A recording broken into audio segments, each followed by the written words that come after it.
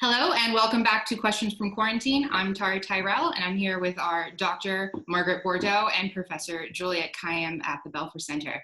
Our first question this week comes from Katherine W in Boston. Katherine W, like many people stuck at home, has a young child, and both her and her spouse are working full-time while trying to manage childcare.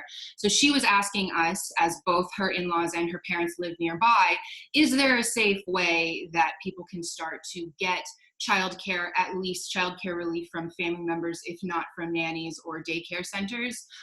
So I'll ask you first as a doctor, Margaret, what's your medical opinion on this? Well, as a doctor, I have to often give bad news, and this is really no exception. I have the worst answer, which is, we have to think like the virus right now. And the virus is looking for ways to find us and find our families. And so if we think like the virus, we can understand that having people, even if they're best friends or family members, coming in and out of your house is a risk, for introducing the virus into your household.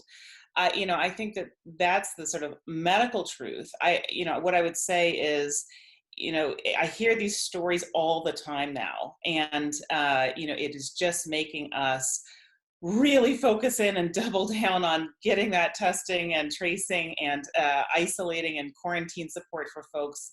And just every second that goes by of my day, that is, needs to go to that, because that's what will help get us out of this situation where we're having to stay at home and not have help. So if parents aren't able to have help, but absolutely, of course, need to get out of the house, Juliette, remind us what specifically Massachusetts is asking us to do in terms of regulation to be outdoors safely. Well, we are still, heavily in social distancing. There's been no equivalent of a letting up or softening yet. The governor extended it a few more weeks, well into mid-May. And so we are in status quo, but there's a misunderstanding about what status quo is. It is not a quarantine. We are not under that. We are social distancing is avoid situations in which if you are a carrier, you could harm someone else, or if you are near someone who's a carrier, you could get sick, in particular for vulnerable populations. But you can take your kids out to the street or around the corner to a park. You guys have all been together, so presumably, all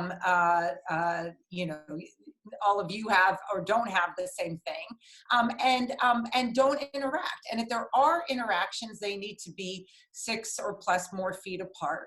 In all public situations, masking. It is now required statewide, at least for stores and retail. In my city, Cambridge, various cities are requiring masks anytime you're outside the house, and we should do it. It's not perfect. Maybe it's a little bit of health theater, but it actually makes us committed to the cause of not doing harm to each other. So that's where we are right now. So combined with Margaret's, don't bring foreign elements into your home, and mine, which is don't go outside much. I mean, we still have a few more months of this, but you can go for long walks. I did 2.5 hours of phone calls this morning while walking, and it cleared my head.